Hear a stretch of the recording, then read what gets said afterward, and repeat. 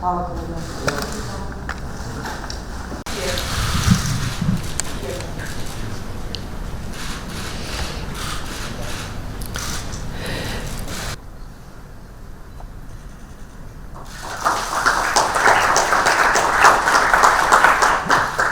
Hvala. Ovim je otvaranju današnje ceremonije potpisivanja Ugande gospodina Yoweri Kagutu Musevenija da nam se obrati. Izvolite.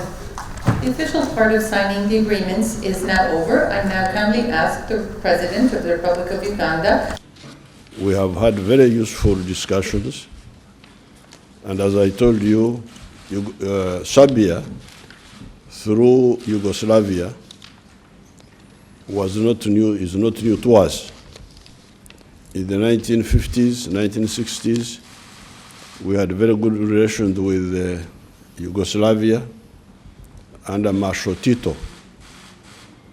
And I told you how we used to follow the stand of Marshal Tito during that time, especially the neutral position he kept between the quarrel between the Soviet Union and China. That time they were all socialists, they were all communists, but they had disagreements.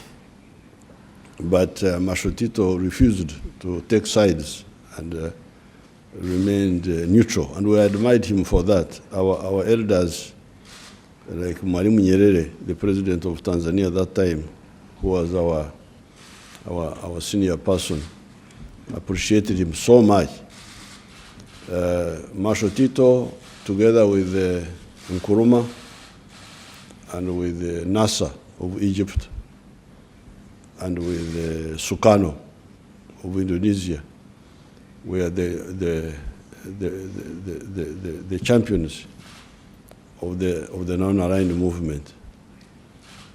I told you how I welcomed Eldred Kardej at the University of Dar es Salaam as one of my guests when I was a student leader.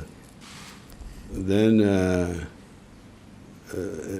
Serbia, Yugoslav companies, especially one called Enago Project, built very good structures in Uganda. There's one structure which is very famous, known as the Nile International Conference Center and Hotel. This was built by the Enago Project, hired by the Uganda government in 1970. Then 1986, we brought them back, and they rehabilitated the Nile Conference Center, and they also rehabilitated the Sheraton. And through barter trade, we worked with them, and they built a very good road between a place called Mitiana and another place called Mubende. And then we bought quite a number of things from Yugoslavia, including boats known as Alinda, which we still have for our Marines on Lake Victoria. Unfortunately, Yugoslavia was involved in some internal issues. There was a little bit of disconnection, but now I'm very glad that you are stable and you are developing, and I am back here to resume our collaboration. Mr. Museveni, President Museveni, is a man with outstanding experience, and talking directly to him, I could learn a lot. And you see that Mr. President Museveni remembers Edvard Kardelj, he remembers the dissidents of Yugoslavia, he remembers Gilas, how he and Tito went on, and I could learn a lot from President Museveni also about current political situation in Africa, the speed of African growth. Africa in total has 1.5 billion population, much bigger than India, but Africa is developing, moving forward. In 30 years, we'll have more than 2.5 billion people in Africa, and it will become then one of the biggest, most important markets in the world after Asia. We talked about many important issues. I'm very grateful to President Museveni for standing by the international law and that because Uganda is supporting the territorial integrity and sovereignty of Serbia, of the whole Serbian territory in international fora, international organs, we do reciprocally for Uganda and all African countries. What is very important for us, we talk about international cooperation. Before the end of August, 1 or 2 ministers, a head of delegation from Serbia will visit Uganda to talk about possible cooperation in agriculture. Firstly, we'll talk about it in the business forum, in other areas, in defense. We already had some cooperation in the years before us. Behind us, we think we can improve this cooperation of ours.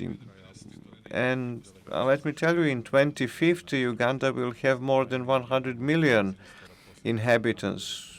Today, Uganda has more than 40 million. People who cannot follow this quick growth in Africa. Uganda in 2050 will be one of the youngest countries in the whole world. Huge potentials. And we will talk at the business forum about it, what is very important for us.